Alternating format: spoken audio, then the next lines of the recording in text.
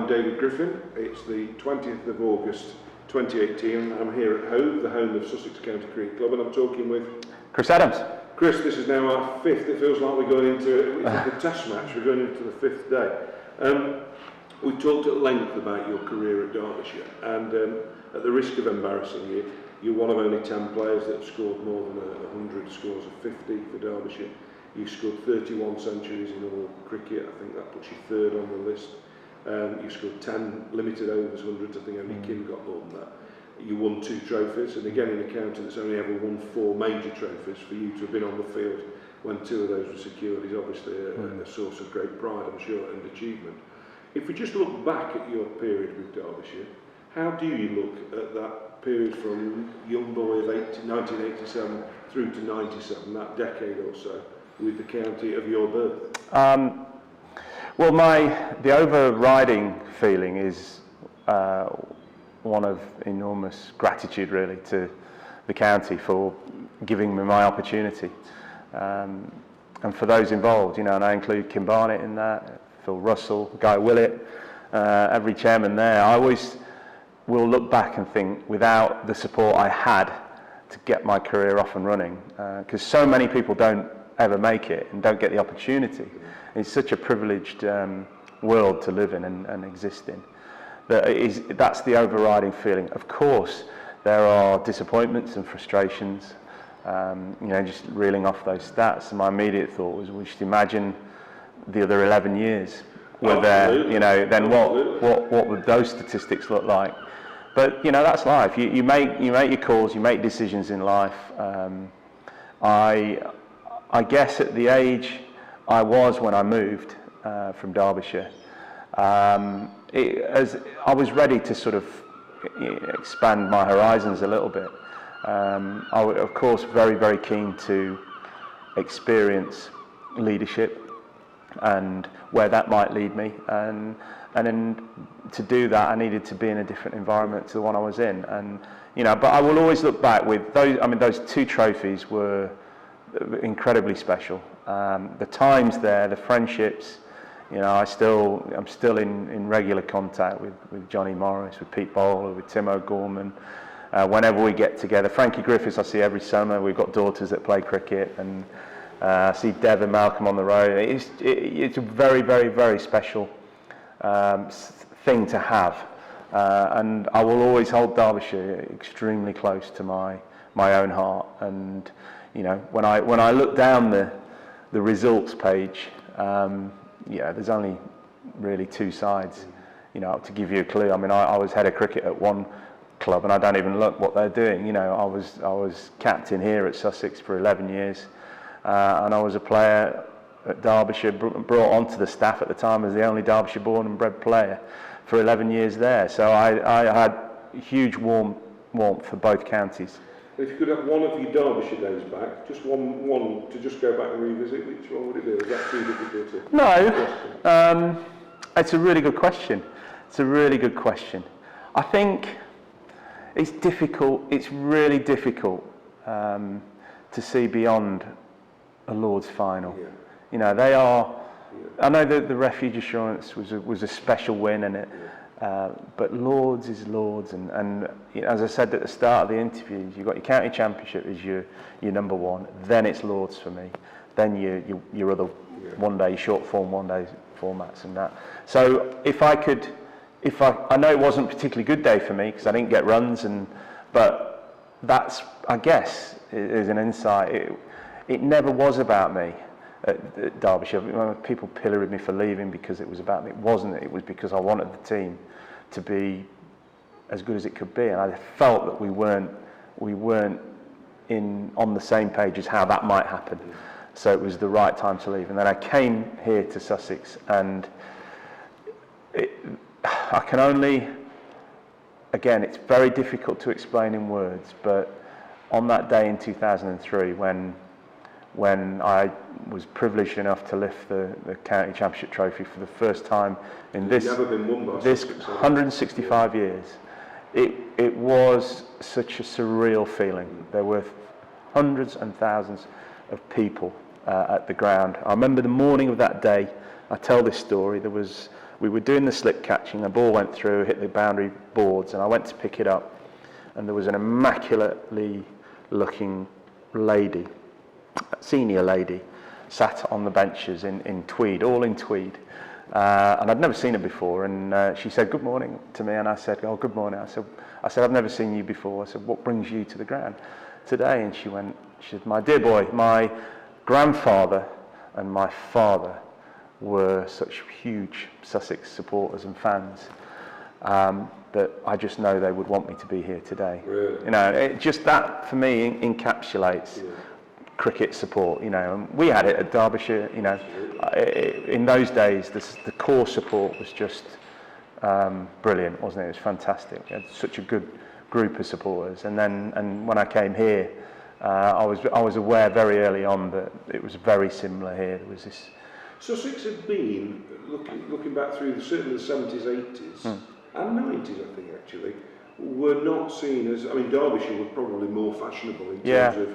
We had Test cricketers, we had players being talked about as Test cricketers. Yeah. So there must have been a huge change in. I mean, you come to Sussex now; it's an incredibly vibrant club. There's been huge investment in the ground and massive success. So, were you expecting that? I mean, was it a tricky start for you? And how did it evolve? Well, it like most new projects, it had momentum. And then it had peaks and troughs, you know, and certainly myself as a captain, I was learning on the job about not just myself and my ability to make decisions, but how I got the best out of people. And had working with Barnett, Jones, and other senior players in the past done that, or had you got a fixed idea? Well, no. What I did is I remember writing down on a piece of paper. I remember writing down all the things I felt that Kim Barnett did well and all the things that I felt he didn't do well, and the same with Dean Jones. So I had this sort of crib sheet and tried to sort of take from them the things that they did well. But even so, you know, had somebody done that exercise with me after 3 years of being here, they would have still collected a load of good stuff and a load of stuff that needed a lot of work. And I think I was fortunate, along with Peter Moores in the 2000. We had a phenomenal committee, and more importantly, phenomenal chairmen at the time. So we had a guy called, Don Trangmore, who at that time, when most county chairmen would have fired both myself and Pete because we had a horrible year, he stuck his neck out and said, no, patience is what's required here. We put the guys in place, so we should take the first set of blame if we've got it wrong. So for me as a chairman, we are going to support them. We're going to send them away. We want you to come back in 6 to 8 weeks' time to a committee meeting and tell us your plan of how you're going to take on the next 2 or 3 years. I think that's key because that rings bells, you see, prior to your time at Derbyshire, with Guy and Charlie. Guy Willett, you mentioned in the previous interview, Charlie who appointed Kim as a young captain, and had an awful start to his captaincy, but they persuaded the committee of the day to keep faith because they felt they'd made the right decision. Yeah. So who was there an ex-cricketer off the field here who was helping to guide Trangmore and Kate? Well, we had 2 ex-cricketers on the committee. John Snow, who would be more at the get rid of them style, and then you got Johnny Barclay, the other end, would be saying, no, come on, calm everything down. But that, you know, and both great men, by the way. I absolutely love John Snow and John Barclay to bits. They're amazing. But it's a tricky one, isn't it? Yeah, no, it is. How do you know? We have this, whatever sport you play, whatever job you do, you make a decision, I'm going to appoint you to do this job. And if it doesn't go right to start with, at what point do you lose your nerve and say, get rid of him, or say, it'll all be all right in 5 years' time? Because what if in 5 years' time it's not all right? It's a huge decision I think in sport and life. Yeah, well, clarity is the one thing, isn't it? And the other thing is backing up. You need to see evidence, because far too many people have become clever and are good at being able to sit in front of a group of people and say, this is the plan and this is how we're going to do it. You know, anybody can do that now. It's the actual living of it and the delivery of it and the backing up. You need the support of the players, you need the support of the supporters, you need the support of the club, you need the support of the committee, everywhere. You know, but you have to be able to give evidence. Neil Hallam used to have a saying when he used to write his old trader columns that it's all right having jam tomorrow, but can we please see some of the ingredients today? Yeah. Which I've always thought is a wonderful analogy Yeah. in sport, because going back to the Derbyshire side, even when we weren't winning things in the 80s,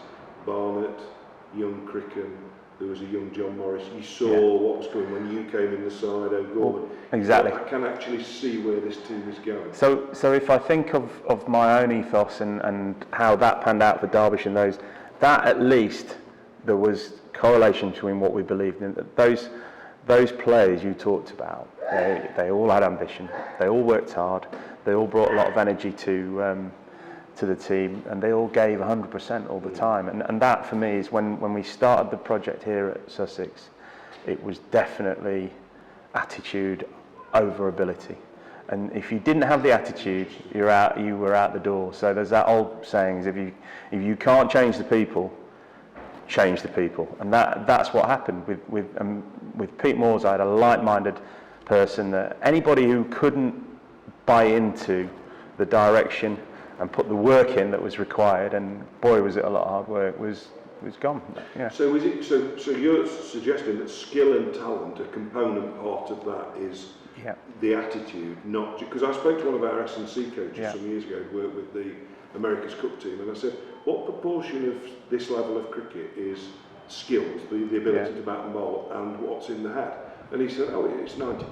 I said, what skills? He said, oh, no, in the head, because once they get to this level, they can obviously play cricket, but it's whether or not they've got the nous, the game management, the desire, the hunger, and all those kind of things. So I guess you've had to see that as a player under senior figures, captains, but then you've had to translate that as a captain, looking in people's eyes. Does this guy have the hunger? Does he have the desire? Yeah, well, I think that the great skill of a captain and a coach is when you get, when you're being successful is when you're not the person saying that.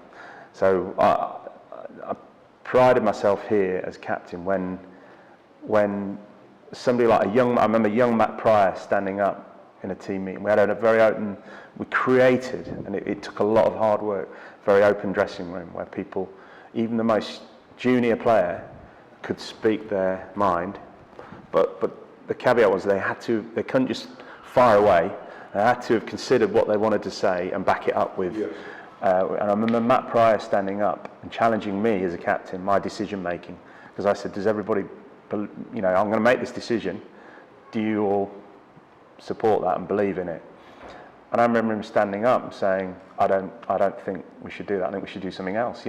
I said, right, okay, and he came up with a different way of playing this particular match, and I made a point in the dressing room of saying, this is what we need. This is how we're going to go forward, is to have that kind of information. Just in these last couple of minutes, Chris, just interested, because we've touched just briefly throughout all 5 interviews about the modern game.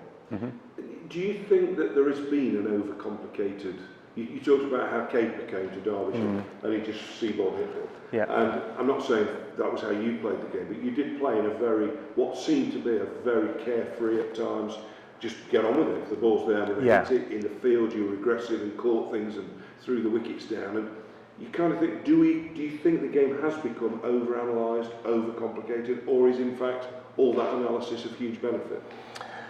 I think, well, if in the right hands, of course, it's huge benefit.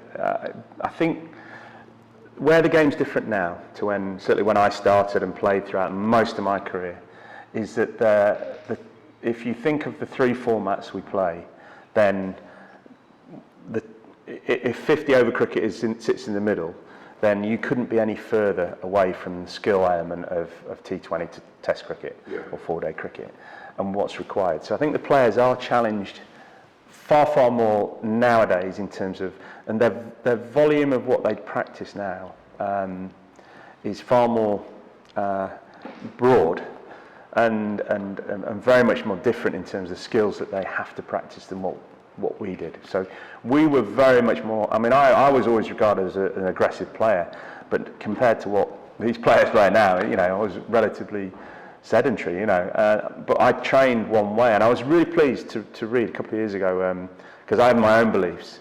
And that AB de Villiers, he said in an interview, he only ever practices, when he's batting, he only ever practices and trains to play Test cricket. And he said, because he recognised the need to have a pure technique, and that if you compromise, if your bat pathway is compromised, then you're in trouble in Test cricket. Whereas he had the ability, and he was a very talented player, to go out into a T20 and play the scoops and the reverse switch hits and do all that, because he's uber talented. But he acknowledged that if he'd started practicing those, then his game would be in trouble. It would all unravel.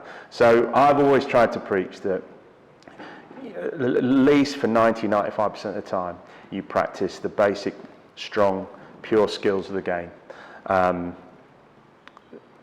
I watch these lads nowadays practicing what they call range hitting, and I just cannot buy into it, because 90% or 95% of the shots that they're practicing are failure, so they're getting out. And so for me, all they're doing is training to fail. Now the counter is, well, yeah, but I might only have one ball to face and I've got to be able to hit it out of the ground. Well, but you're training to not hit it out of the ground. So I truly believe that habitual repetition of stuff, actually you end up delivering it. So if you're range hitting and you're hitting every ball out of the park, fine, carry on. But if you're not, all you're doing is training to get out. Very interesting. So, last question, Chris. Yeah. Why didn't you bowl more? I remember a game, and you met again, it may be my rose-tinted spectacles. It was 1990, if I recall. We played Lancashire at Derby. We were coming down to Taunton that night to play the game that we talked about in the previous interview, KB at the 6. And if I remember rightly, we were trying to get Lancashire to declare. Kim put you on to bowl, and you ended up taking 4 for 26. You had to take you off. 4 for spit, and you were actually bowling. You bowled a short ball at somebody, and we were all like, we didn't know he could do this. Yeah. And you were quite sharp. Yeah. I was hustly bustly, but I used to bowl off spinners. I actually played under 15 for England as the off spinner. But when I got to sort of 16, 17, I had a big growth spurt, couldn't land it. And then when I came to Derbyshire, I was bowling these off spinners. Because you got broad shoulders, yeah. You could get it through. I spent all day fetching my ball, so I took up seam bowling, little seam bowling. I didn't really get a bowl at Derbyshire. I think my finest but worst moment was Sunday League. Kim actually had the faith, gave me the ball. We played Kent, and they had Hooper, and I bowled 9 balls, not dot balls, but didn't go for very many. And the 9th ball, he chipped back at me. Pretty straightforward catch, which I put down. And I think my analysis was 4 overs, none for 40. So he just destroyed me after me putting him down. And then, of course, came down here, and I got what was great was the reader, the old white reader. I used a lot in one-day cricket. Had a great time down here. Got a hat-trick on telly, a 5-for. But then, of course, along came Mushtaq Ahmed. And I remember bowling an over, taking him off to give him a rest. And he hated getting taken off. And I thought, I'll bowl one. And I bowled one, and the batsman just played me with such contempt that I thought, who would I rather face, me or Mushy? And decision made. He came back on, and that was it. That was the end of my bowling career. I don't think I bowled again. Chris, I think we've gone from about the 80s to the present day almost. We've probably missed loads out, but we've included a lot. Yeah. And I'm really, really, really grateful you've been able to join us as part of this project. So, Chris Adams, thank you very much. Thank you. Been a privilege, and good luck to Derbyshire and all that they do in the future. Thanks, Chris.